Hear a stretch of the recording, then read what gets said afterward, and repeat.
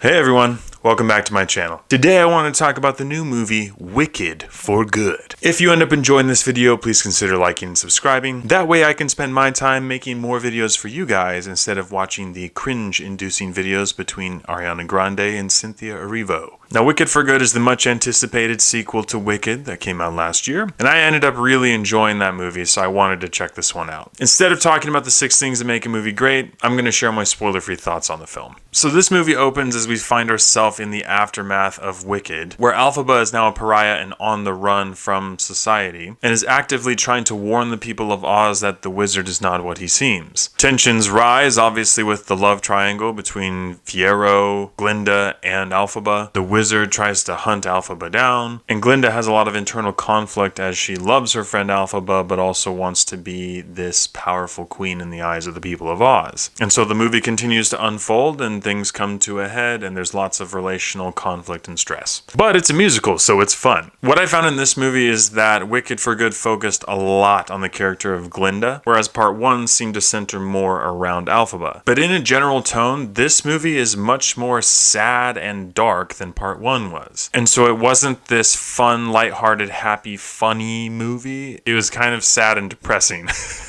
Not to mention the fact that although Cynthia Erivo and Ariana Grande had excellent performances and their singing was amazing, the music itself just wasn't as memorable as the first film. In addition to that, I also felt like a lot of those wrapped up moments felt very rushed. There were a handful of moments that I feel like they could have expanded on and given more time to, instead of kind of just rushing over them and being like, well, that happened anyways. Now, don't get me wrong, I'm not saying that this movie was bad, because I actually really enjoyed it. And I think that a lot of this film's interesting takes on the beloved characters that we know from The Wizard of Oz growing up were really interesting, albeit they were dark. So objectively, I liked the film and I thought it was good, and one of the better movies I've seen this year. But when comparing it to the first film, it just wasn't as tight, neat, and fun. So while my girlfriend and I enjoyed the movie, it was a fun time, it was very easy to identify that it was not our favorite of the two. Despite some questionable moments of things happening that didn't necessarily need to happen, like they were very easily avoidable, but they still just happened because plot. All of the acting performances were great, the vocalists did excellent, and they tied a bow on the end of the story.